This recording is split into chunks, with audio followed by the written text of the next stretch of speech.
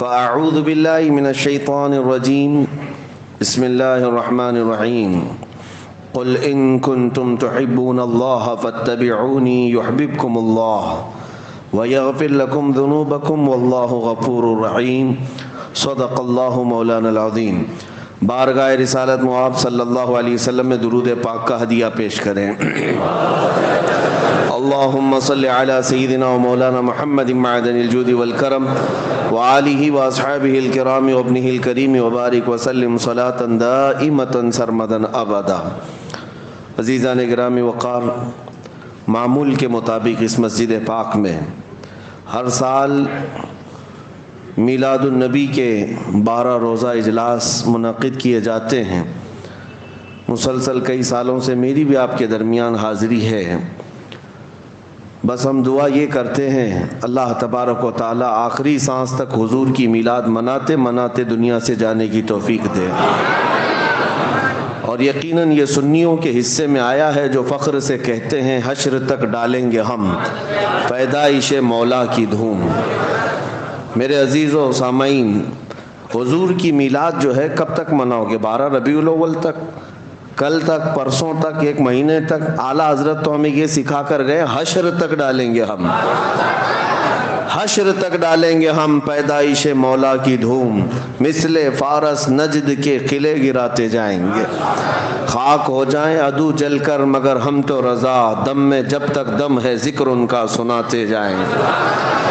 میلاد کا موسم جیسی آتا ہے، ماہ ربیع النور، یہ بہت سارے چہروں کو ایک الگ امتیازی شان دیتا ہے۔ ربیع الاول میں بہت سارے چہرے پہچانے جاتے ہیں، کچھ اجلے ہو جاتے ہیں، کچھ کالے ہو جاتے ہیں، کچھ جگہ لائٹ بہت زیادہ ہو جاتی ہے، کچھ جگہ اندھیرا بھی زیادہ ہو جاتا ہے۔ اس سے پتہ چل جاتا ہے کہ ربیع الاول شریف یہ ایک کسوٹی ہے جو دلوں کے اندر موجود نور ہو کہ بغض ہو چہرے پر لے کر آ جاتا ہے۔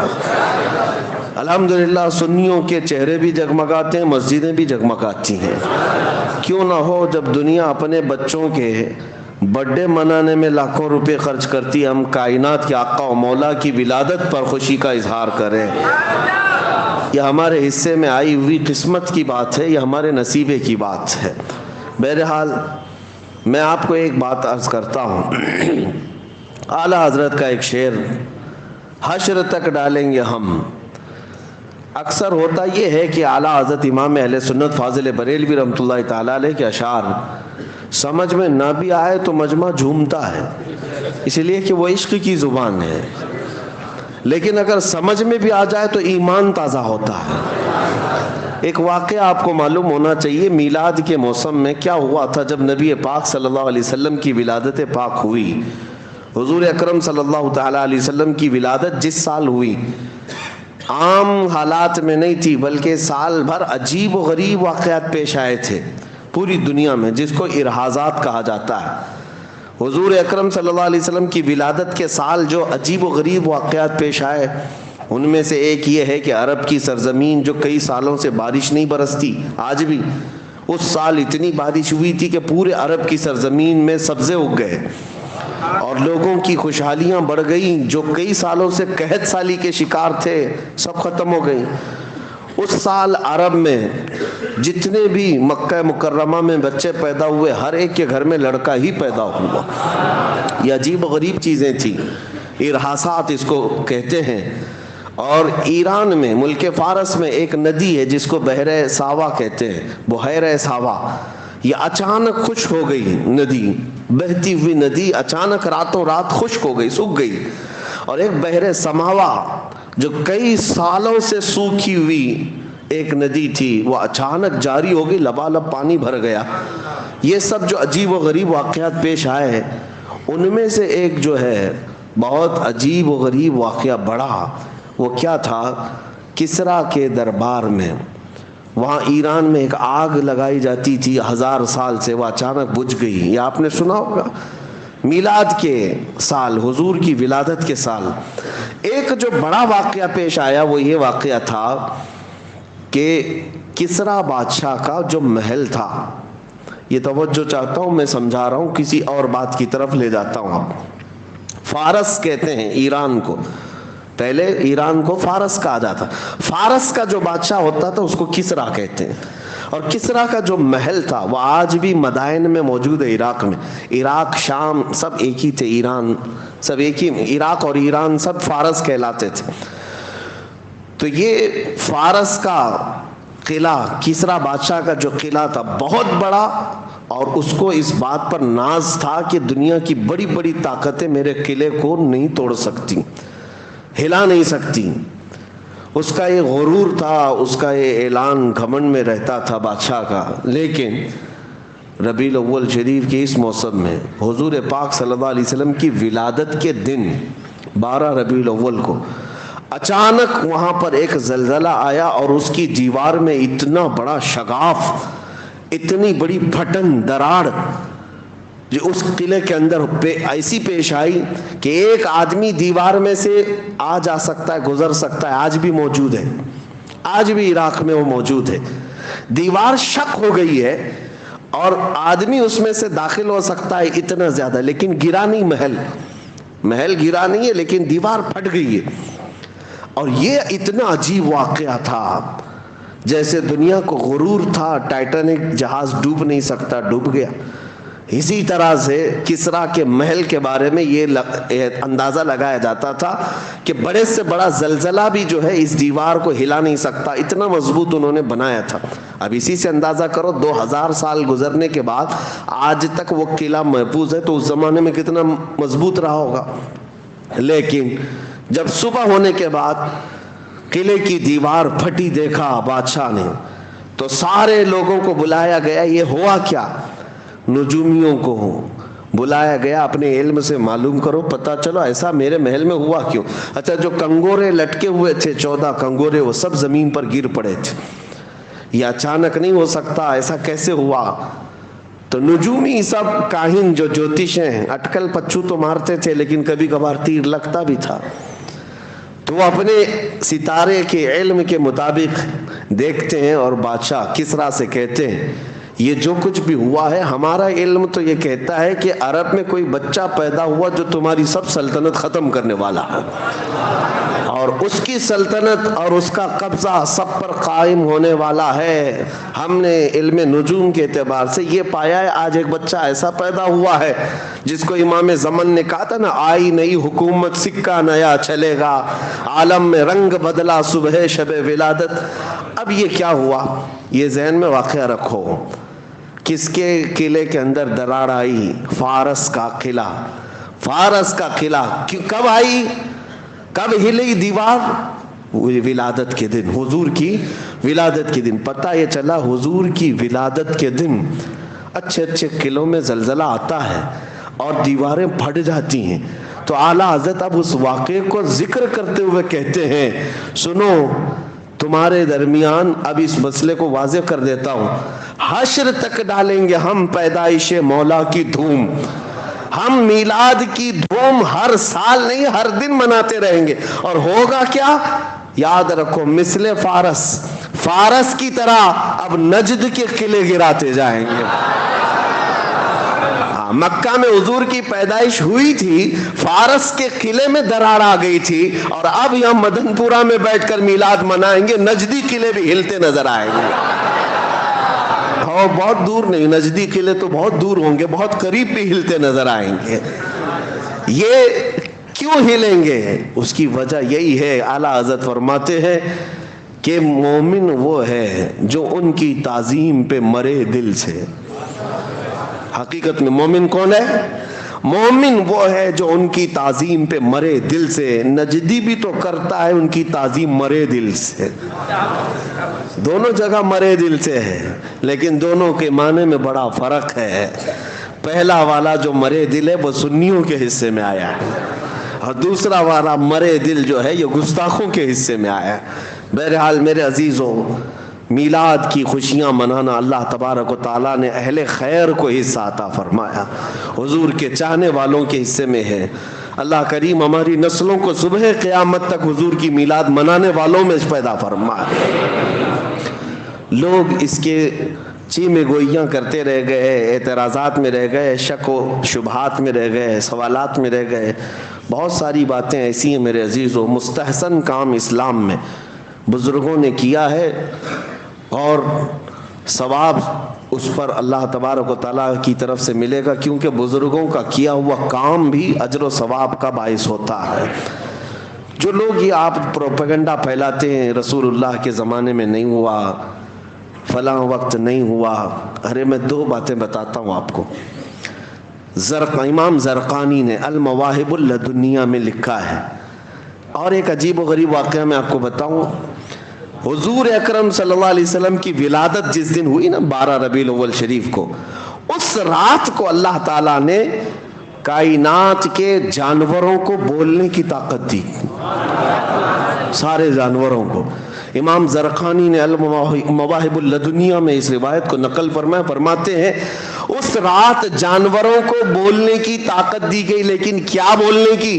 ہر جانور دوسرے جانور کو حضور کی آمد کی بشارت دے رہا تھا اور مبارکبادیاں پیش کر رہے تھے کہ مبارک ہو شہ کونین تشریف لائے ہیں، نبی پاک صلی اللہ علیہ وسلم تشریف لائے. ہر جانور دوسرے جانور کو بشارت دے رہا تھا. امام زرقانی نے کتاب میں لکھا ہے میں یہی محسوس کرتا ہوں وہ کتنے خوش نصیب 4 پیر کے جانور تھے جو حضور کی آمد پر مبارکبادی دے رہے تھے. ان غلیظ 2 پیروں کے جانوروں سے تو بہتر ہے جو حضور کی میلاد پر شرک کے فتوے لگاتے. حضور اکرم صلی اللہ علیہ وسلم کی آمد پر ناک بھون سکیڑتے ہیں، ان سے بہتر تو وہ 4 پیر کے جانور تھے جو آمد مصطفیٰ پر خوشیاں منا رہے تھے. اب جو سوال ہے وہ میں آپ کے ذہن سے اس کو دور کرتا ہوں، پھر میں اپنے موضوع پر آتا ہوں. میلاد کی محفل ہے جو پروپیگنڈا پھیلایا جاتا. مکہ میں حضور پیدا ہوئے، نبی پاک صلی اللہ علیہ وسلم مکہ میں پیدا ہوئے، سب کو پتہ ہے نا. کچھ لوگ کہتے ہیں کہ حضور کی پیدائش کی خوشیاں تو مکہ میں منائی نہیں گئی تھی، 1400 سال کے بعد اب سب صرف بریلوی منانے لگ گئے. حضور جب پیدا ہوئے تھے تب تو خوشیاں کوئی منائے نہیں تھا. ان ظالموں سے اتنا ہی پوچھو حضور جب پیدا ہوئے تھے تو ایمان والے وہاں تھے کہ کافر تھے؟ مکہ میں کون لوگ تھے؟ حضور پاک صلی اللہ علیہ وسلم کی ولادت کے وقت یا تو ان کی ماں حضرت آمنہ وہ اہل ایمان میں سے ہیں، یا آپ کے دادا حضرت عبد المطلب. باقی سب کون تھے؟ وہ لوگ تو نہیں منائیں گے جو کفار و مشرکین تھے، وہاں پر بت پرستی کے شکار تھے. اور اگر ان کو یہ لگتا ہے کہ مکہ والے نہیں بنائے تھے اور اگر ان کا تعلق بھی انہی کی ذریت سے ہے تو ہمیں سوال اور جواب کرنے کی ضرورت بھی نہیں. آپ کا تعلق، آپ کا خاندان آپ کو مبارک. مکہ والے نہیں منائے تھے، سچ کہتے ہو آپ نہیں منائے تھے، اس لیے نہیں منائے تھے کہ کافر تھے، مشرکین تھے، اس لیے نہیں منائے. ہاں ہم بتاتے ہیں منایا کون تھا. حضور اکرم صلی اللہ تعالی علیہ وسلم کی ولادت کی خوشیاں یہ کہتے ہیں نا کہ مکہ والے نہیں منائے تھے، لیکن 53 سال حضور نے مکہ میں زندگی گزاری. 53 سال کے بعد جب حضور ہجرت کر کے مدینے آ رہے تھے، میرے آقا صلی اللہ علیہ وسلم کی ہجرت کی وہ تاریخ یاد کرو. اللہ کے نبی صلی اللہ علیہ وسلم عام حالتوں میں مدینے میں داخل نہیں ہوئے. مدینے والے مسلسل 9 دن سے میرے آقا کے انتظار میں پورا دن گزارتے تھے. مدینے سے نکل آتے، سنیت الوداع کی گھاٹیوں پر جمع ہو کر کے ٹکٹکی باندھ کر دیکھتے تھے کہ رسول اللہ مکہ سے نکل چکے ہیں، مدینے کب آنے والے ہیں، کب آنے والے ہیں. شام تک انتظار کرتے اپنے گھروں پر جاتے تھے. جب حضور اکرم صلی اللہ علیہ وسلم حضرت ابوبکر صدیق کے ساتھ مدینہ طیبہ میں داخل ہونے کا وقت آیا، پورے مدینے والوں میں جو خوشیوں کی لہر تھی، بخاری شریف میں بھی موجود ہے، مسلم شریف میں بھی موجود ہے. بنو نجار وہاں کا مشہور خاندان ہے مدینے کا، وہاں کی بچیاں اپنے ہاتھوں میں دف لے کر کے آ گئیں، غلام حبشی بھی نیچے آ گئے، جوان مرد بھی اتر آئے، عورتیں اپنے گھروں کی چھت پر تھی. اور سبوں نے جب آفتاب رسالت کو چمکتے ہوئے دیکھا، پکار کر کہا طلع البدر علینا من ثنیات الوداع وجب الشکر علینا ما دعا للہ داعی. وہ بچیاں گنگناتی تھی جس کو بخاری نے نقل کیا ہے، یہ کہتی تھی ثنیات سنیت الوداع کی گھاٹیوں سے 14ویں کا چاند ہم پر طلوع ہو گیا ہے. ان کے آنے پر ہم پر اللہ کا شکر واجب ہو گیا ہے کہ اللہ کی طرف بلانے والا رسول اب ہمارے شہر میں آیا ہے. یہ خوشیاں منائی تھی حضور کی ولادت کی خوشیاں مکہ والے نہیں منائے تھے, یہ تو ان کو یاد ہے, لیکن حضور کے مدینے میں داخل ہونے کے وقت مدینے والے جو خوشیاں منائے تھے یہ کیوں نہیں یاد ہے؟ تمہیں مبارک ہو ابو جہل, ابو لہب, عتبہ و شیبہ کا خوشیاں نہ منانا, اور سنیوں کی قسمت میں بنو نجار کی وہ بچیاں آئی ہیں, اور الحمدللہ آج ہم میلاد کی خوشیاں مناتے ہیں تو اہل مدینہ کے نقش قدم پر چلتے ہیں, مدینے والوں کی اقتدا کرتے ہیں. الحمدللہ مدینے والے حضور اکرم صلی اللہ علیہ وسلم کی آمد پر خوشیوں کا اظہار کیے تھے, اور آج ہم انہی کے نقش قدم پر جب جب محفلیں سجاتے ہیں میرے آقا کے استقبال میں کھڑے بھی ہوتے ہیں, سلام بھی پیش کرتے ہیں. یہ مدینے والوں کا طریقہ ہے. اللہ تبارک و تعالی ہمیں ہمیشہ مدینے والوں کا ایمان عطا فرمائے. اب چلتے چلتے یہ بات بھی کلیئر کر دوں, چونکہ ہر بات ریکارڈ ہوتی ہے, کئی لوگوں تک پہنچتی ہے, کئی لوگوں کو کڑتی بھی ہے, تو تھوڑی اور کڑھا کے ہی جائیں کہ جو کہتے ہو کہ مکہ والے نہیں منائے تھے, نہیں, تمہیں پتہ نہیں, تمہارے باپ دادے بھی منائے تھے. ابو لہب نے خوشی منائی تھی, یہ بخاری شریف میں موجود ہے. حضرت عباس رضی اللہ تعالیٰ عنہ حضور کے چچا ہیں, ابو لہب کے چھوٹے بھائی, سگے چچا ہیں. ابو لہب کے مرنے کے بعد حضرت عباس رضی اللہ تعالیٰ عنہ نے اس کو خواب میں دیکھا. گستاخ تھا, حضور کو تکلیف دیتا تھا, اذیت دیتا تھا, لیکن بعد میں نا حضور کی پیدائش کے وقت تو دشمن نہیں تھا. حضرت عباس کہتے میں نے اپنے بھائی کو کب مرنے کے بعد دیکھا خواب میں, بخاری کی حدیث ہے. پوچھا کیا حال ہے تیرا؟ ابو لہب کہتا روز انگاروں میں جلتا ہوں, روز انگاروں میں جلتا ہوں, لیکن پیر کا دن آتا ہے تو میری شہادت کی انگلی کو ٹھنڈا کر دیا جاتا ہے, میں منہ میں اس کو رکھتا ہوں, چوستا ہوں تو ٹھنڈک محسوس ہوتی. حضرت عباس نے پوچھا ایسا کیوں پیر کے دن؟ ابو لہب کہتا ہے اس لیے کہ پیر کے دن میرے بھتیجے محمد پیدا ہوئے تھے, اور میری لونڈی, میری کنیز سویبہ آ کر مجھے خبر دیتی ہے کہ تمہارے مرحوم بھائی عبداللہ کے گھر میں بیٹا پیدا ہوا. مجھے اس دن خوشی تھی, دلی خوشی تھی. میں نے اس انگلی سے اس کو کہا جا آج تو آزاد ہے. میں نے اپنی کنیز کو اس انگلی سے آزاد کیا تھا, اس کا صلہ مجھے قبر میں آج بھی دیا جاتا ہے. کہتے ہیں نا میلاد کی خوشی نہیں منائے, باپ دادے منائے ہیں, تم نے پڑھا نہیں ہے, پڑھا نہیں ہے. کافر و مشرک اگر حضور کی آمد کی خوشی پر لونڈی آزاد کیا, اسے قبر میں سکون دیا جا رہا ہے. اللہ کا کروڑا احسان ہے کہ تم عاشق رسول ہو, مصطفیٰ کریم صلی اللہ علیہ وسلم کے چاہنے والے ہو. اگر اللہ کے حبیب صلی اللہ علیہ وسلم کی آمد کی خوشیوں میں کا اظہار کرتے ہو, یقیناً یہ باعث ثواب بھی ہے اور باعث اجر بھی ہے انشاءاللہ العزیز. اس سے تمہارے مراتب بلند ہوں گی انشاءاللہ. نبی پاک صلی اللہ علیہ وسلم کی میلاد منانا ایک اور انداز سے میں آپ کو بتا دوں, بہت ضروری بھی ہے, بہت ضروری ہے. کیوں جانتے ہیں آپ کہ کچھ عقیدہ ہمارا واضح ہونا ضروری ہے.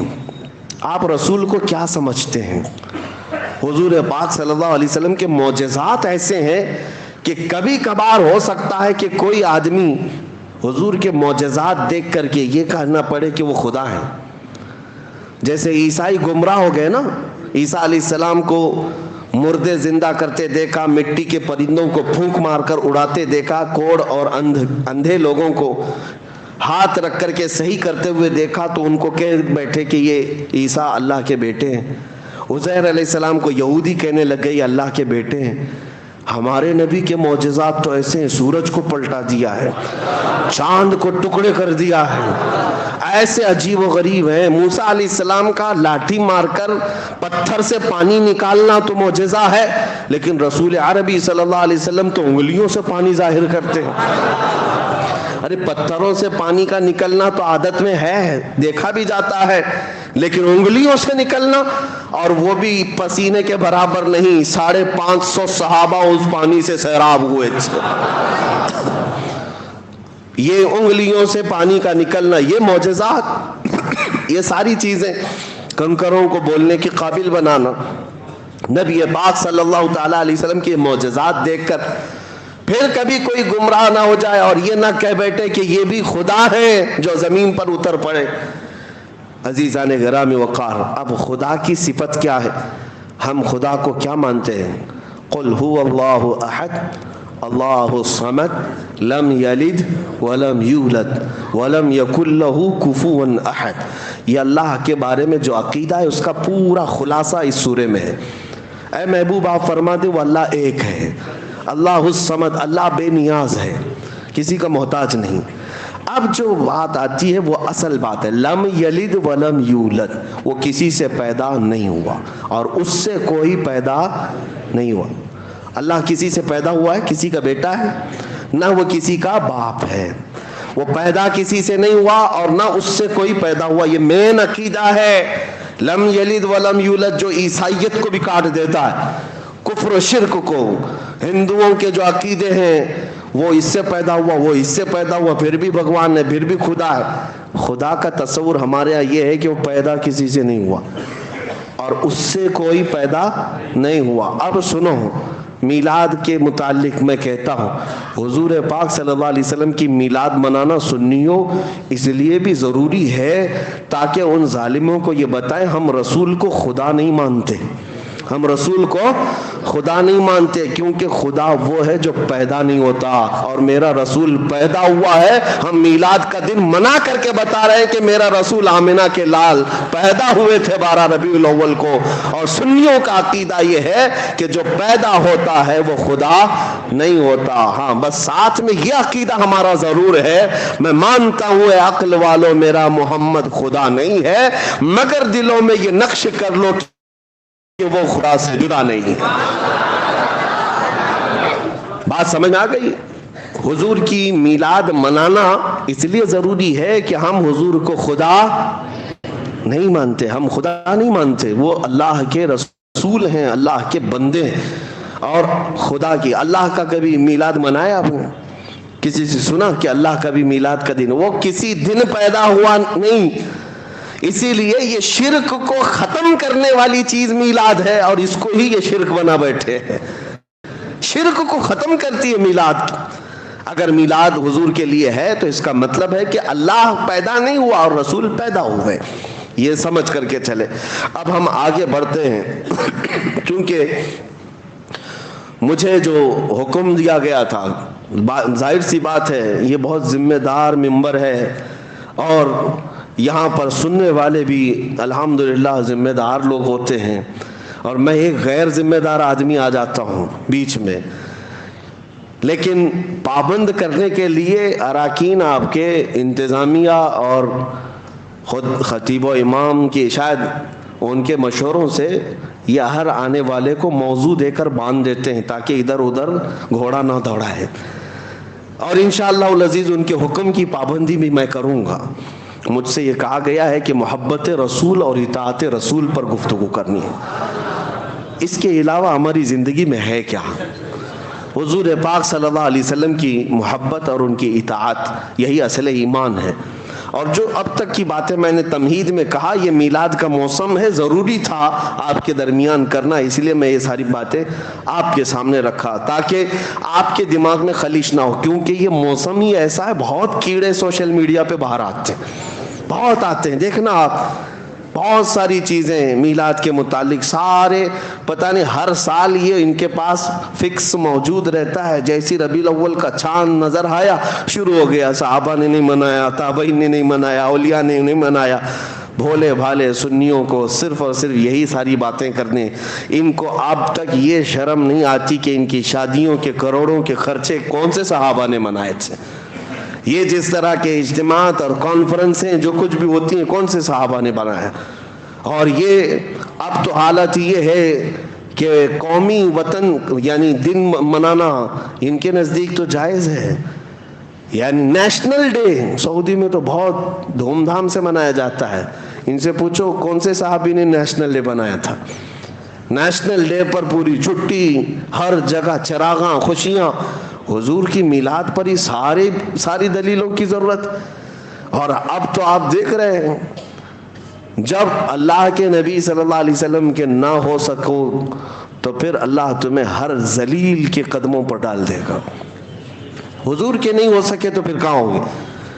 ہاں، ہر گھر جھنڈا لگانے پر تو تیار ہیں، میرے مصطفیٰ کے جھنڈے پر اعتراض ہے، اور لوگوں کو راضی کرنے کے لیے کہاں کہاں جھنڈا لگایا، یہاں بھی لگایا، وہاں بھی لگایا، گھر پہ بھی لگایا، پیشانی پہ بھی لگایا، پھر بھی دیکھو بیچاری حکومت تم کو ہی دہشت گرد کہہ رہی ہے۔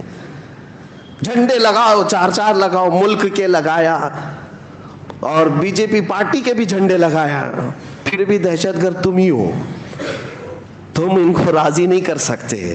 میں اس جماعت کی بات کر رہا ہوں جو حضور کی میلاد پر شرک و کفر اور بدعت کے فتوے لگائی اور باقی سارے نیتاؤں کے جھنڈے لگا کر گھومتے رہے، لیکن الحمدللہ ہمیں اس بات کا فخر ہے کہ ہم ایرے غیرے جھنڈوں کی طرف نہیں گئے۔ میرے ملک کے جھنڈے کی توہین نہیں کرتا میں، ہمارے ملک کا جھنڈا ہمارے لیے عزت کا اور فخر کا سبب ہے، لیکن ساتھ میں ہم یہ اعلان ضرور کرتے ہیں، کسی کی جے وجے کیوں پکاریں، کیا غرض ہم کو ہے؟ کسی کی جے وجے کیوں پکاریں، کیا غرض ہم کو؟ ہمیں کافی ہے سید اپنا نعرہ یا رسول اللہ۔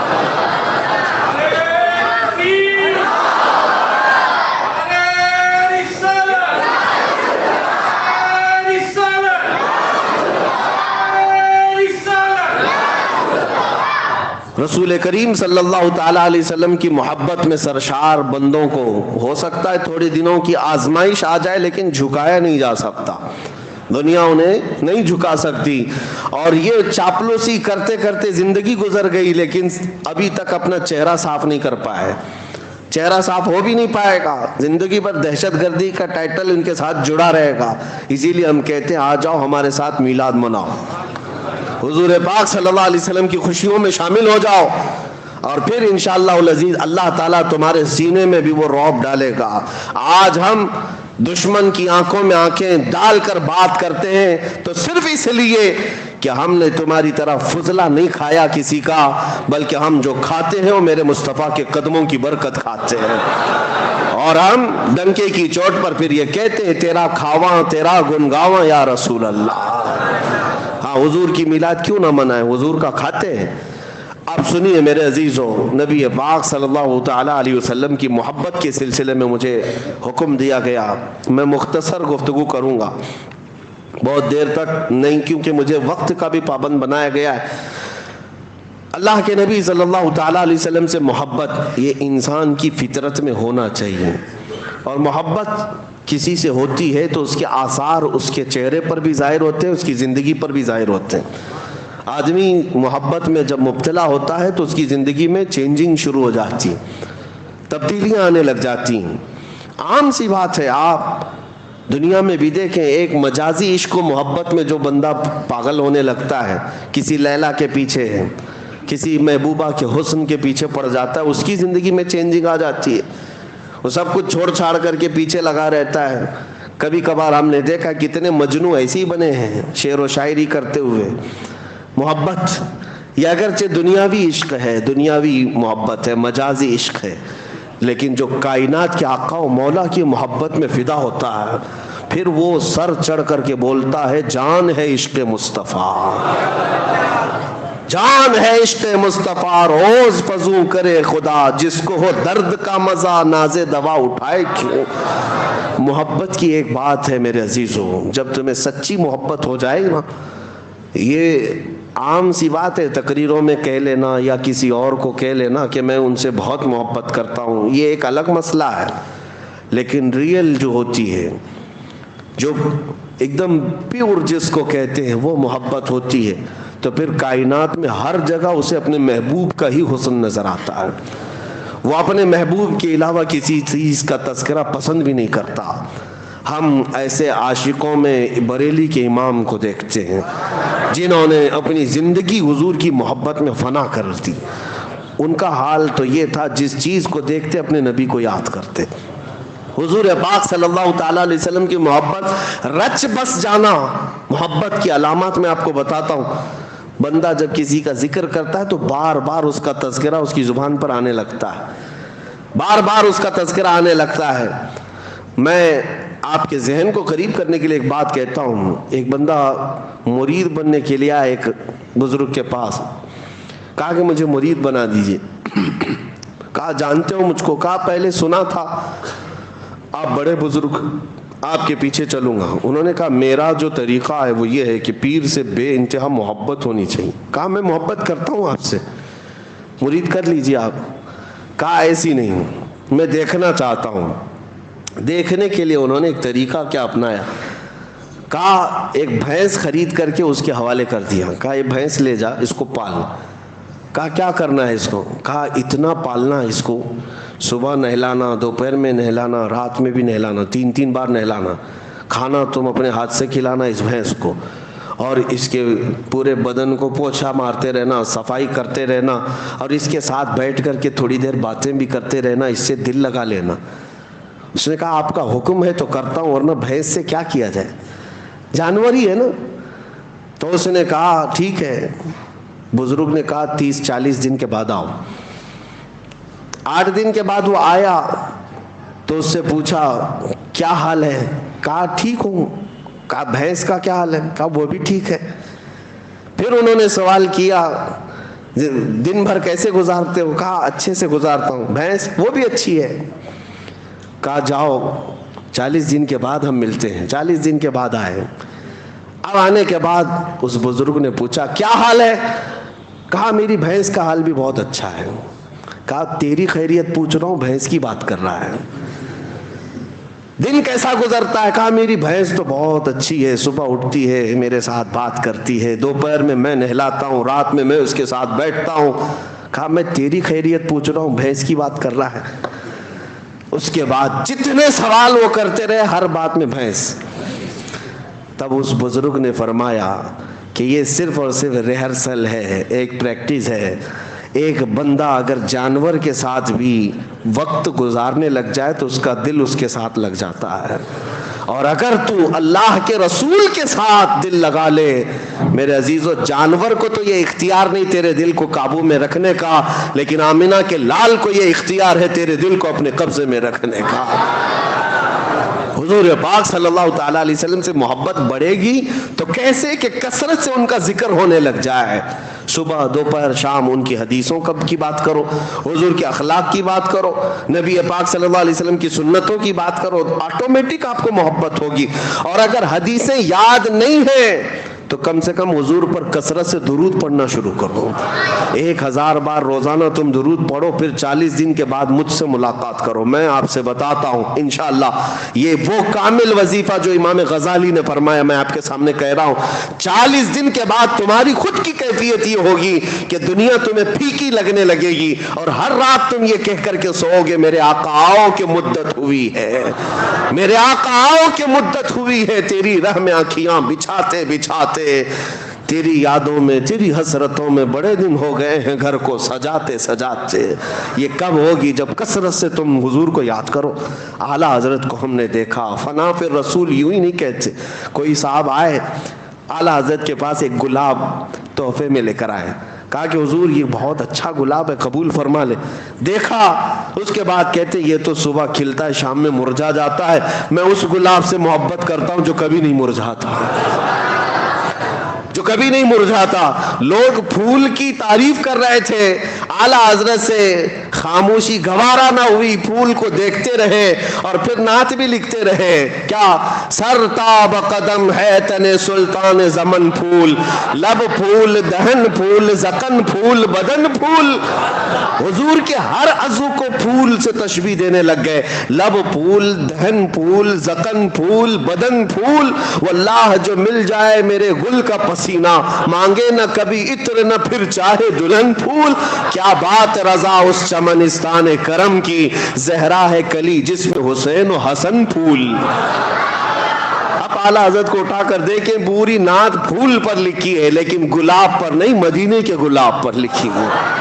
محبت اس کو کہتے ہیں کہ جب اپنے محبوب کا تذکرہ ہو تو دنیا میں کسی بھی شے کا تذکرہ ہو لیکن یاد اپنے محبوب کی آ جائے، یاد اپنے محبوب کی آ جائے۔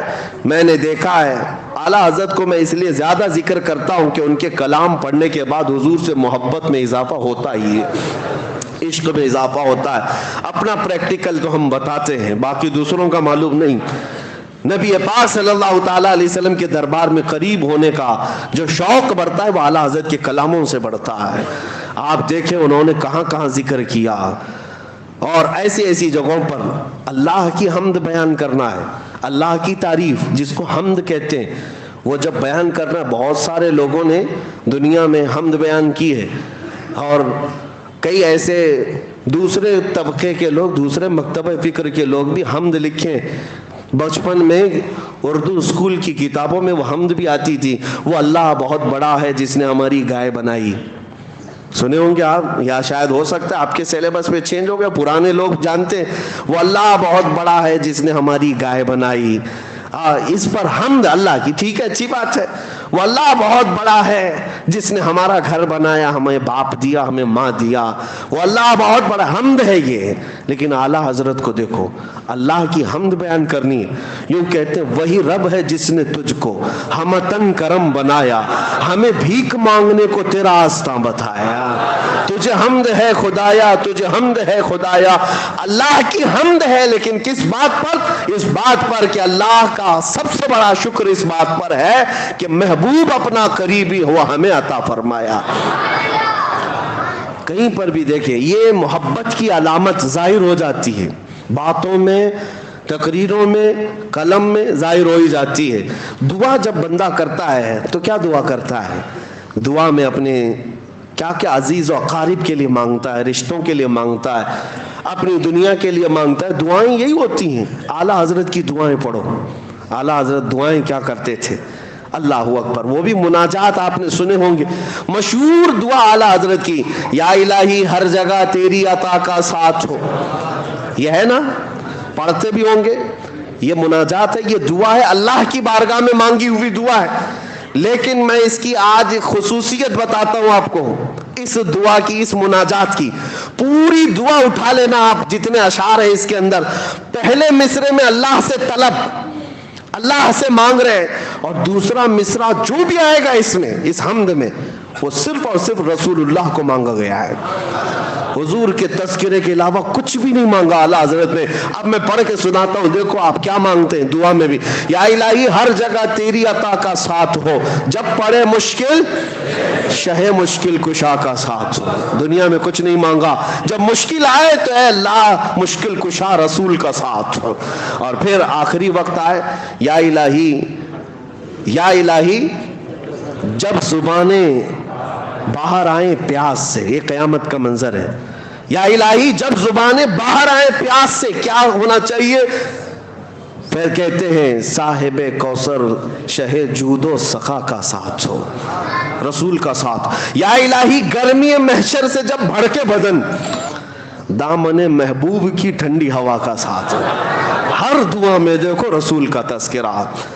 اور پھر نزا کا وقت آئے تو کیا ہونا چاہیے؟ یا الہی بھول جاؤں نزا کی تکلیف کو. کیسے؟ اے اللہ کسی فرشتے کو بھیج دینا, تکلیف آسان کر دینا. نہیں, کیسے تکلیف دور ہو؟ یا الہی بھول جاؤں نزا کی تکلیف کو, شادی دیدار حسن مصطفیٰ کا ساتھ. حسن مصطفیٰ میرے سامنے آ جائے اور میں نزا کی تکلیف بھول جاؤں. مانگتے ہیں اللہ کی بارگاہ میں تو رسول پاک کا ہی صدقہ. اور اتنا ہی نہیں, یا الہی جب چلوں تاریک راہ پل صراط, آفتاب ہاشمی نور الہدا کا ساتھ ہو.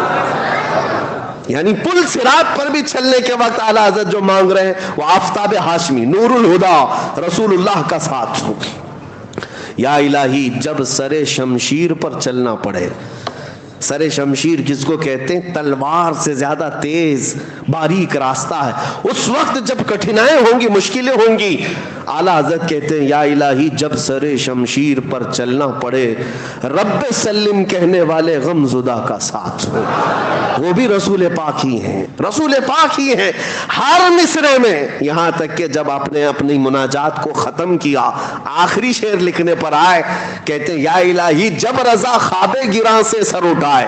خواب گراں کس کو کہتے ہیں؟ لمبی نیند سو کر موت کی نیند کو خواب گراں کہتے ہیں.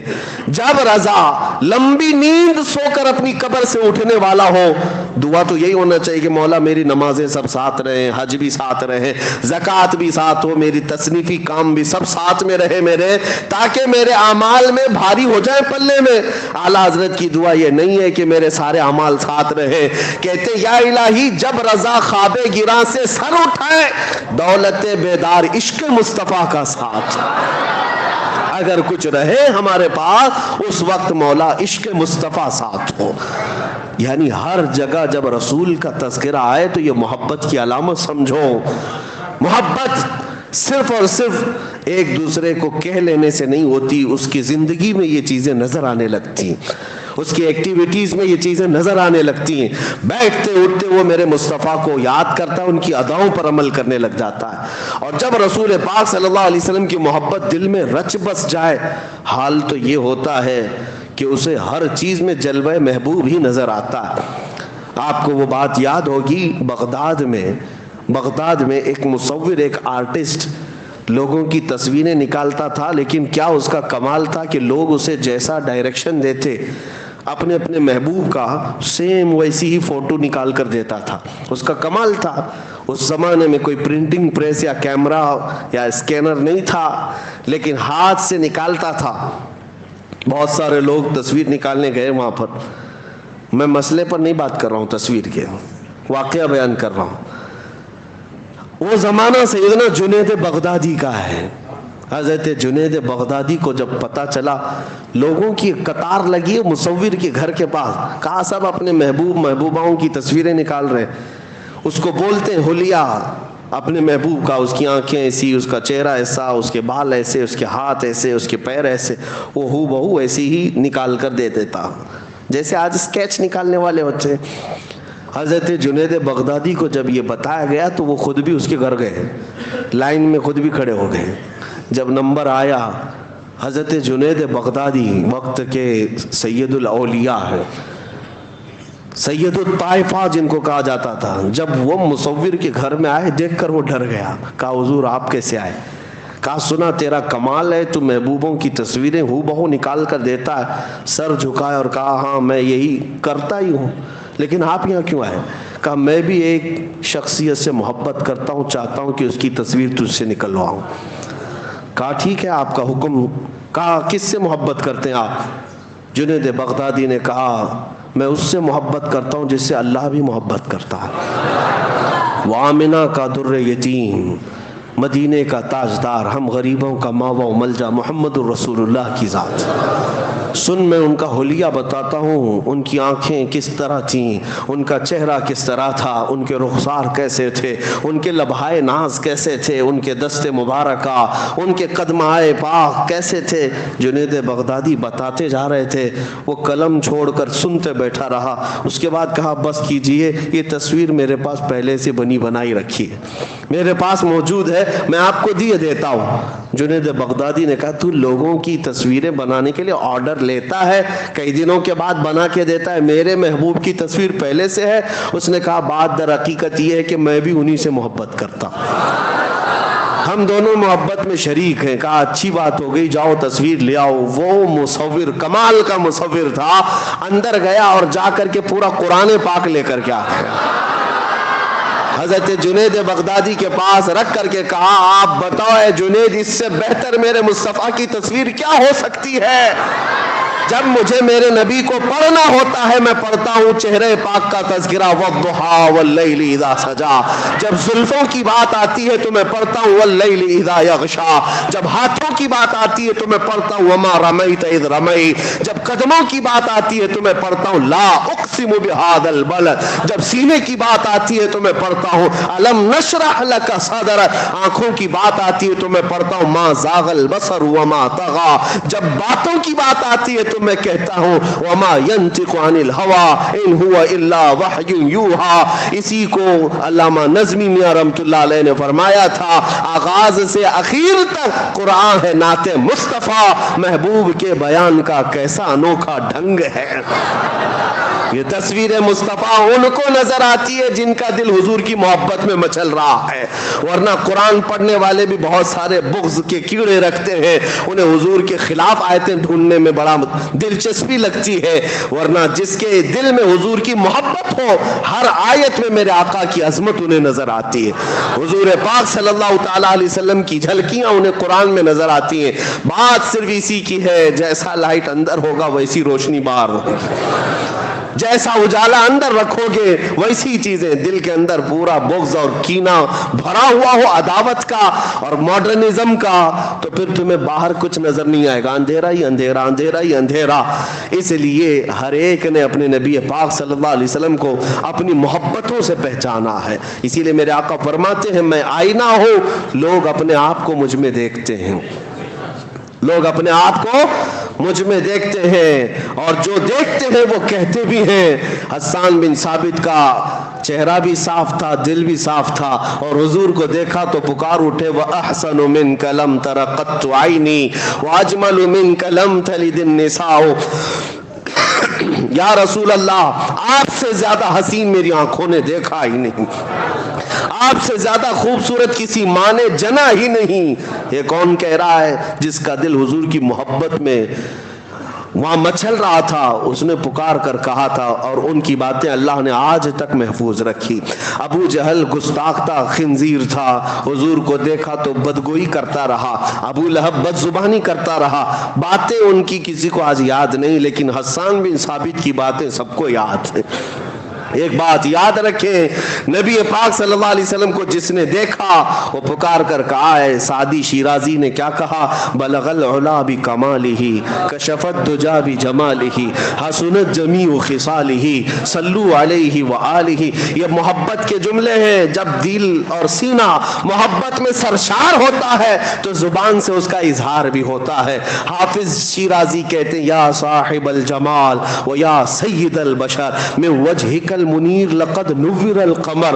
یہ حافظ شیرازی کیسے عاشق کہتے ہیں یا رسول اللہ، سارا جمال تو آپ ہی کے پاس ہے، ساری خوبصورتی کے مالک تو آپ ہی ہیں، حقیقت تو یہ ہے آپ کے چہرے انور سے ٹپکنے والے ایک قطرے سے تو پوری دنیا کا چاند روشن ہے، چاند کو جو روشنی ملی ہے وہ آپ کے چہرے انور سے ملی ہوئی ہے۔ اسی کو اعلیٰ حضرت نے بھی فرمایا ہے نا کہ قیامت یہ معراج کی شب نبی پاک صلی اللہ تعالیٰ علیہ وسلم کا تذکرہ کرتے ہوئے کہتے ہیں یہ جو تارے چمکتے ہیں نا، اتنی روشنی یہ کیوں ہے؟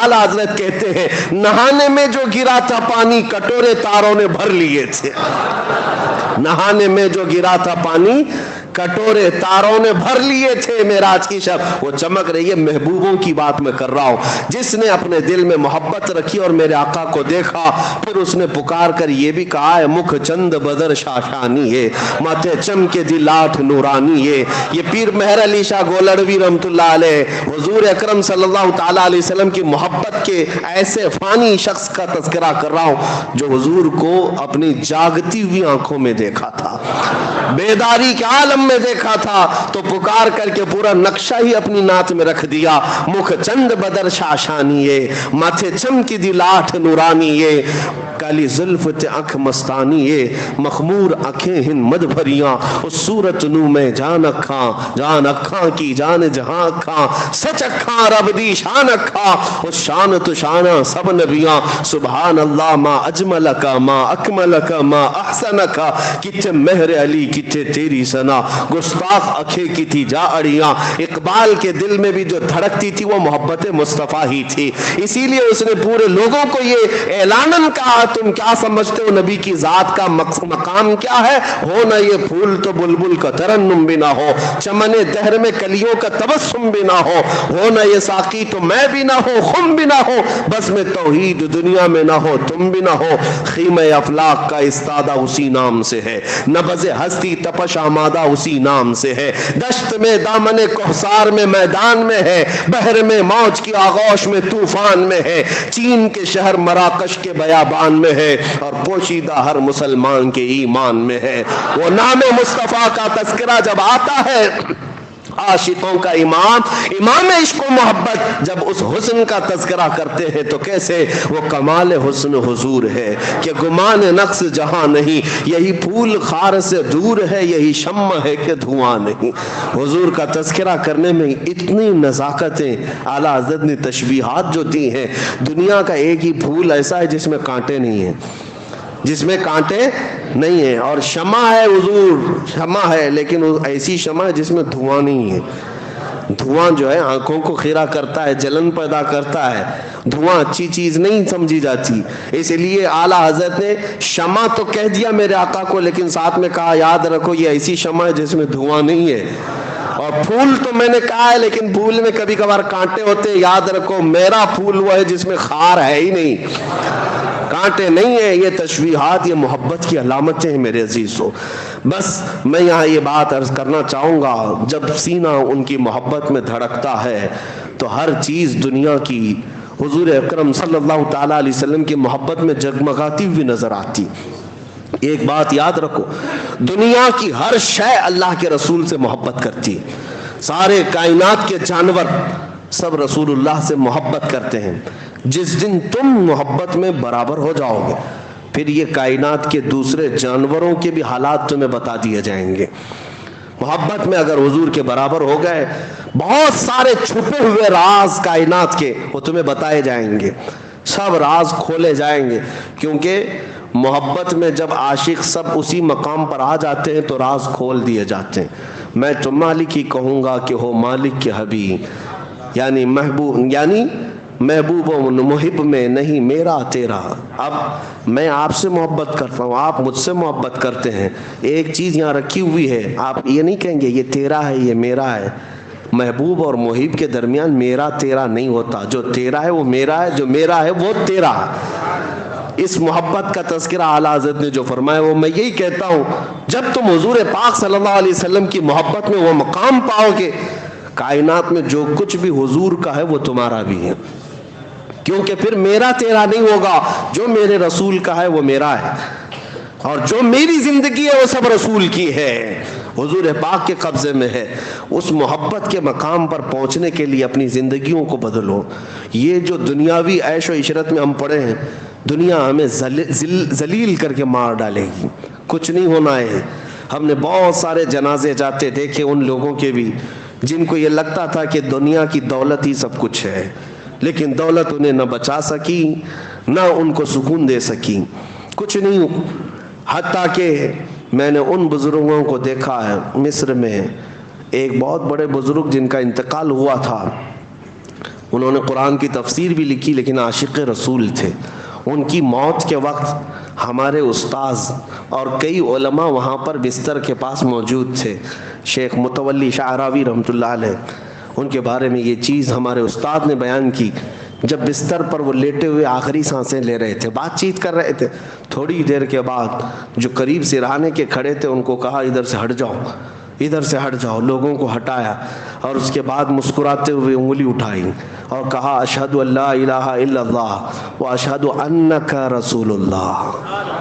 کلمہ طیبہ جو پڑھا جاتا ہے، آپ پڑھتے ہیں نا اشہد ان لا الہ الا اللہ واشہد ان محمدن عبدہ و رسولہ، جس کا مطلب ہوتا ہے میں گواہی دیتا ہوں کہ اللہ کے سوا کوئی معبود نہیں، میں گواہی دیتا ہوں کہ محمد صلی اللہ علیہ وسلم اللہ کے بندے اور اس کے رسول ہیں۔ یہی کلمہ ہے، یہی ترجمہ ہے۔ لیکن اس بزرگ نے جو کلمہ پڑھا تھا وہ کیا تھا؟ اشہد ان لا الہ الا اللہ واشہد انک رسول اللہ، میں گواہی دیتا ہوں کہ اللہ کے سوا کوئی معبود نہیں، اور میں گواہی دیتا ہوں کہ آپ اللہ کے رسول ہیں، میں گواہی دیتا ہوں کہ آپ اللہ کے۔ یہ کلمہ اسی وقت بندہ کہہ سکتا ہے جب رسول کو اپنے قریب دیکھ رہا ہو، ہر ایک کو یہ کہنے کا نہیں ہے، حضور کو اپنے پاس دیکھ رہا ہو۔ یہ ہمارے اساتذہ گواہ ہیں، ہم نے دیکھا ہے بزرگوں نے جب حضور کی محبت میں اپنی زندگیاں قربان کی ہیں، ان کی محبت میں وہ سرشار رہے، تو جانے سے پہلے بھی انہیں اعزاز سے بخشا گیا ہے۔ حضور پاک صلی اللہ علیہ وسلم ان کے سرہانے کے پاس تشریف لائے، اور جب حضور قریب ہوں تو پھر موت کا درد کیا، پھر روح کے نکلنے کا احساس کیا۔ اس چیز کو امام اعظم ابو حنیفہ رحمۃ اللہ علیہ نے ایک واقعے سے بیان فرمایا تھا. ایک شخص ان سے سوال کرنے آیا تھا, کہا کہ سنا ہے مومن کی موت الگ ہوتی ہے, کافر کی موت الگ ہوتی ہے. مومن کو تکلیف نہیں ہوتی, کافر کو بہت تکلیف ہوتی ہے, یہ کہاں سے ثابت ہے؟ امام اعظم ابو حنیفہ نے فرمایا سورہ یوسف پڑھو, سمجھ میں آئے گا. سورہ یوسف پڑھ کے آیا, موت کا ذکر ہی نہیں. کہا اس میں تو کہیں ہے نہیں. کہا پھر سے پڑھ کے آؤ. پھر گیا, کہا اس میں تو کچھ نہیں. کہا کیا ہے؟ کہا یوسف اور زلیخا کا واقعہ ہے. امام اعظم ابو حنیفہ فرماتے ہیں میں وہی تو کہہ رہا ہوں تجھ کو, یوسف اور زلیخا کے واقعے میں کیا پڑھا؟ یہ نہیں پڑھا کہ زلیخا نے ساری عورتوں کو ایک محل میں جمع کیا, سب کے ہاتھوں میں لیمو دی اور چھری دیا اور کہا جب یوسف آئیں گے میں کہوں گی تو کاٹ دینا. کہا ہاں یہ پڑھا. پھر کیا ہوا؟ کہا یوسف آئے, سجا کر ان کو سنوار کر زلیخا نے لایا حال میں, عورتوں سے کہا کہ اب لیمو کاٹو. عورتیں یوسف کو دیکھتی رہی اور انگلیاں کاٹ دیں. لیمو سب کا گر گیا, 4 انگلیاں کٹ گئیں. یہ قرآن میں ذکر موجود ہے. مجھے بتاؤ, آپ کی بات الگ ہے, عورت وہ بھی انگلی کاٹے گی, انگلی کاٹے گی. چھوٹی سی چیز پر ہا ہو چلانے والی عورت 4 انگلیاں کاٹ لے گی. وہ کٹ گئی, کاٹی نہیں تھی, وہ کٹ گئی, وہ حسن دیکھنے میں مصروف تھی. امام اعظم فرماتے ہیں اسی واقعے سے میں نے اخذ کیا ہے مومن کی اور کافر کی موت میں فرق کیا ہوتا ہے. کافر تو بھیانک شکلیں دیکھ رہا ہوتا ہے, درد میں مبتلا رہتا ہے. مومن کی روح نکلنے کا احساس اس لیے نہیں ہوتا کہ حسن مصطفیٰ سامنے ہوتا ہے. جمال یوسف کو دیکھتے ہوئے کٹی ہوئی انگلیوں کا درد نہیں معلوم ہوتا تو جمال محمد دیکھنے کے وقت روح نکلنے کا بھی احساس نہیں ہوگا.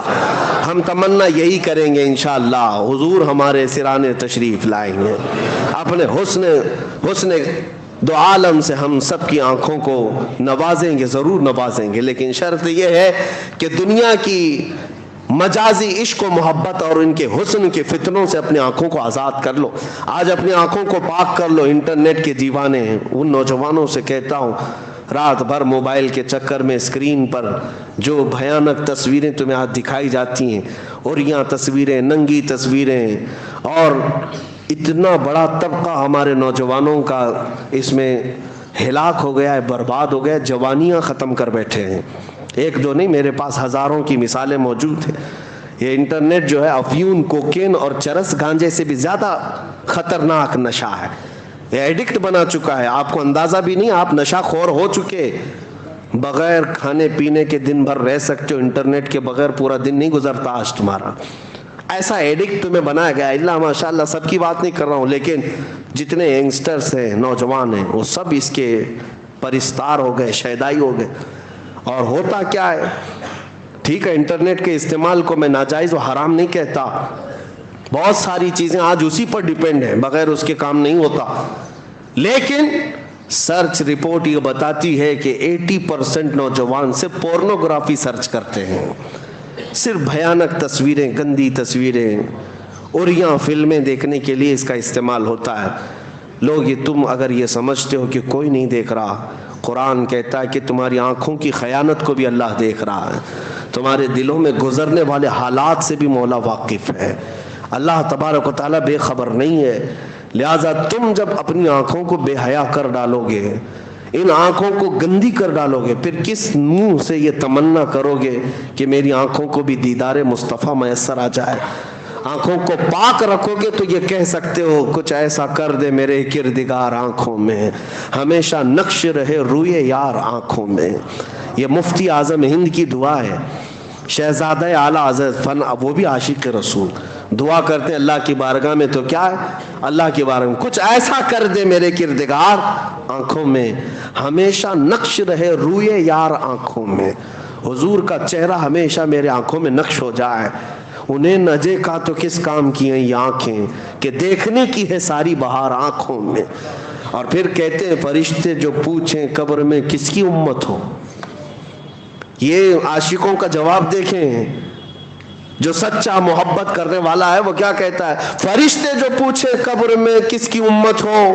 مفتی اعظم کہتے ہیں میں جواب دوں گا, لو دیکھ لو ہے تصویر یار آنکھوں میں, لو دیکھ لو کہ ہے تصویر یار آنکھوں میں. عزیزان گرامی, آنکھوں کو پاک کرو اور پھر تمنا کرو وہ یقیناً رسول نوازیں گے. میرے آقا صلی اللہ تعالیٰ علیہ وسلم نوازیں گے. میں نے اپنی زندگی میں جو عجائبات پچھلے 2 سالوں میں دیکھے کبھی نہ سنے تھے نہ دیکھے تھے. اتنی بات ضرور کہوں گا، حضور کی محبت میں اور ان کی عزت میں جب بات کی جاتی ہے، ایک رات بھی وہ رسول ہمیں تنہا نہیں چھوڑتے، تنہا نہیں ہونے دیتے. اس محبت میں آنے کے لیے آپ کا دل دھڑکے، اس نبی کے لیے سینسیٹیو ہو جاؤ، سیریس ہو جاؤ. کرنٹ کو، تار کو ہاتھ لگانے سے جیسے شوق لگتا ہے، حضور کی عزت پر اگر توہین کی کوئی بات کرے تو اس سے زیادہ سخت کرنٹ آپ کو لگنا چاہیے، اس سے زیادہ لگنا چاہیے. یہ محبت کی علامت ہے. میں ہر چیز برداشت کر لوں گا، میرے نبی کے خلاف کوئی ایک جملہ برداشت نہیں کروں گا. میرے عزیزو، یہ صرف ممبر پر نہیں. میں ایک بہت چھوٹا سا آدمی ہوں. میں اپنے لیے کوئی بڑے بڑے القاب ٹائٹل پسند نہیں کرتا، نہ ہی میرے نام کے نعرے میں پسند کرتا ہوں. میں تو صرف اتنی دعا کرتا ہوں کہ سگے طیبہ سب مجھے کہہ کر پکاریں بے دم، سگے طیبہ سب مجھے کہہ کے پکاریں بے دم، یہی رکھیو میری پہچان مدینے والے. میں یہ دعا کرتا ہوں کہ سب مجھے مدینے کا کتا کہہ کر پکارے، یہ میری پہچان سب سے بڑی ہے، یہ میرے لیے اعزاز ہے. رسول عربی صلی اللہ علیہ وسلم کا کتا ہے. یہ بے دم وارثی نے دعا کی تھی، سگے طیبہ سب کہہ کے پکارے مجھ کو بے دم، سب لوگ مجھے طیبہ کا کتا کہہ کر پکارے، یہی رکھیو میری پہچان مدینے والے ہیں. میری پہچان اتنی رہے. لیکن میں آپ سے یہ کہنا چاہتا ہوں میرے عزیزوں، آپ حضور اکرم صلی اللہ تعالیٰ علیہ وسلم کے لیے جس دن سیریس ہو جاؤ، عزتیں تمہارے قدموں میں ہیں، عزتیں تمہارے انتظار میں. آج جو کچھ بھی ملنا ہے اس نبی پاک سے ملنا ہے. لا ورب العرش، جس کو جو ملا ان سے ملا. بڑھتی ہے کونین میں نعمت رسول اللہ کی. اعلیٰ حضرت نے ہمیں یہ بتایا ہے، خلق کے حاکم ہو تم یا رسول اللہ، رزق کے قاسم ہو تم، جو ملا تم سے ملا، تم پہ کروڑوں درود. اور بخدا خدا کا یہی ہے در، نہیں اور کوئی مفر مقر، نہ بھاگنے کی جگہ نہ ٹھہرنے کی جگہ. حضور کو چھوڑو گے نہ بھاگنے کی جگہ ملے گی نہ ٹھہرنے کی جگہ ملے گی. جو وہاں سے ہو یہیں آ کے ہو، جو یہاں نہیں تو وہاں نہیں. یہ اس بات کو طے کر کے چلو. آج نوجوانوں کو میں اعلاناً پکار کر کے کہنا چاہتا ہوں، کچھ چیزیں کیا میرے نبی کے لیے نہیں چھوڑ سکتے؟ دنیاوی عشق و محبت میں تم اپنے کپڑے بھی بدل لیتے ہو، اپنے جسم کو بدل لیتے ہو. محبوبہ کو اگر لال کلر پسند ہے تو تم لال ہو جاتے ہو، اسے پیلا پسند ہو تو پیلے ہو جاتے ہو. مصطفیٰ کریم صلی اللہ تعالیٰ علیہ وسلم کو نماز پسند ہے تو کیا فجر میں اپنا بستر نہیں چھوڑ سکتے؟ کیا اپنے نبی پاک صلی اللہ علیہ وسلم کی آنکھوں کو ٹھنڈک پہنچانے کے لیے تمہارے دل میں اتنی محبت باقی نہیں ہے کہ گھر سے ساری چیزیں چھوڑ کر کے میں بھاگ کر نکلوں؟ نماز تو ہے اللہ کی عبادت، لیکن مجھے میرے نبی کی آنکھوں کو ٹھنڈک پہنچانی ہے. اپنے باپ کے لیے دوڑتا ہے بندہ، اپنی بیویوں کے لیے دوڑتا ہے، کیا اپنے رسول کے لیے نہیں دوڑ سکتا؟ تمہارا بچہ اگر کوئی ایک مٹھائی کی اور ایک کھلونے کی خواہش کرے تو تم بھاگتے بھاگتے چلے جاتے ہو، اس کے ایک چاکلیٹ کے لیے تم بھاگتے ہو. میرے رسول کی آنکھوں کی ٹھنڈک کے لیے کون بھاگتا ہے آج؟ کیوں نہیں اٹھتے؟ اللہ کے نبی سے اگر سچی محبت ہے تو یہ بستروں کو چھوڑ کر مسجدوں میں آ جاتے. اس کے علاوہ مصطفیٰ کریم صلی اللہ تعالیٰ علیہ وسلم سے محبت ہے تو پھر کانوں میں یہ صرف بالی ووڈ اور ہالی ووڈ کیوں بجتے ہیں؟ یہ گندے نغمے اور یہ فلمی ترانے کیوں بجتے ہیں تمہارے کانوں میں؟ تم ان کے ایڈکٹ اور ان کے عاشق کیوں بن گئے ہیں؟ تمہیں پتہ ہے قیامت کے دن حکم ہے، گانے سننے والوں کو فرشتوں کو حکم دیا جائے گا، سیسا آگ میں پگھلا کر ان کے کانوں میں ڈالا جائے کہ بھیجا باہر آ جائے. تمہیں کیا ضرورت ہے؟ تم اس قوم میں نہیں ہو، عیش کرنے کے لیے یہاں نہیں پیدا کیے گئے، تم رسول اللہ کے ہو، میرے آقا صلی اللہ علیہ وسلم کی خیر امت ہو. دنیا کیا کر رہی ہے اس سے تمہیں مطلب نہیں. بہت سارے نوجوان یہ سمجھتے ہیں، ہم بولتے ہیں تو ان کو ایسا لگتا ہے کہ ہمارے عیش کو کیوں ختم کر رہے ہیں آپ، ہمارے عیش کو کیوں ختم کر رہے ہیں؟ ساری دنیا آج اتنے آگے بڑھ گئی ہے، تمہیں ساری دنیا کو دیکھنے کے لیے نہیں بھیجا گیا، تمہیں گنبد خضرا دیکھنے کے لیے بھیجا گیا، تمہیں رسول پاک کی اقتدا کے لیے پیدا کیا گیا ہے. تم چلو تو آمنہ کے لال کے پیچھے چلو، عزتیں اسی میں ہیں. میرے عزیزو، آج جو یہ کہتے ہیں نا صرف سوٹ بوٹ میں ہی عزت ہے، جن کو لگتا ہے کہ ٹائی سوٹ بوٹ میں پہنیں گے تو ہی عزت ہے. ہم نے دیکھا ہے ان ملا لوگوں کو جس سے امریکہ بھی آج خوف سے تھرا رہا ہے. آپ پگڑیاں پہنتے ہیں, جبہ کرتا پہنے ہوئے ہیں, لیکن سپر پاور کو ڈرا کر کے بیٹھے ہوئے. کیا یہ آج دنیا میں نہیں ہے؟ آج نہیں ہے یہ حالات؟ کچھ مولوی لوگوں نے یہ بھی ثابت کر کے دکھایا ہے کہ لباس سے عزت نہیں ہے, حضور کی غلامی میں عزت ہے. جہاں نبی پاک صلی اللہ تعالیٰ علیہ وسلم کی وفاداری کرو, دنیا طاقت کے سامنے جھکنے پر آج مجبور ہے. اور ایک بات یہ بھی بتا دیتا ہوں کہ جو لوگ یہ کہتے ہیں یورپ کی سرزمین میں, ابھی 4 سال پہلے کی بات, 3-4 سال پہلے کی بات, ہالینڈ میں پارلیمنٹ کے اندر بیٹھے ہوئے منسٹرز ڈسکس کر رہے ہیں. کس بات پر؟ ارے وہ بہت پاش کنٹری ہے, بہت ترقی یافتہ ملک ہے, نیدرلینڈ ہو, یورپ ہو, سب جانتے ہیں آپ. لیکن وہاں بیٹھے ہوئے منسٹر ڈسکشن کس بات پر کر رہے ہیں؟ ارے بہت دور ایک ملک میں ویل چیئر پر ایک مولوی بیٹھتا ہے, لبیک یا رسول اللہ کے نعرے لگاتا ہے, اور معذور ہے, دونوں پیروں پر کھڑا نہیں ہوتا. لیکن بات اس کی یورپ کی پارلیمنٹ میں ہو رہی ہے, اور یہ بھی ٹویٹ کیا جا رہا ہے کہ یہ that is very danger person, وہ بہت ہی خطرناک آدمی ہے. یورپ تھر تھرا رہا ہے, جن کے پاس کوئی ایسی طاقت نہیں جس کو انہوں نے نہیں جمع کیا ہو. سارے پیٹروٹ, میزائل, بم دھماکے سب تمہارے پاس. ایک معذور عالم سے پھر بھی تمہیں ڈر لگتا ہے. اس سے پتہ یہ چلا ویل چیئر پر بیٹھا ہوا معذور عالم پوری دنیا کو ہلا کر دکھاتا ہے, تو پتہ یہ چلتا ہے طاقت تخت اور تاج کو نہیں کہتے, طاقت عشق مصطفیٰ کو کہتے ہیں. حضور کی محبت اگر سینے میں ہو تو اللہ خود دشمنوں کے دلوں پر رعب طاری کر دے گا, خود اللہ دشمنوں پر رعب طاری کرے گا. آج خلاصہ کلام یہی ہے جس کو اقبال نے کہا کہ محمد سے وفا تو نے, تو ہم تیرے ہیں, یہ جہاں چیز ہے کیا لوح و قلم تیرے ہیں. آؤ میرے عزیزو, اس بات پر آپ اپنی تقریر ختم کرتے ہیں. اٹھو قوت عشق سے ہر پست کو بالا کر دو, دہر میں نام محمد سے اجالا کر دو. وآخر دعوانا الحمدللہ رب العالمین.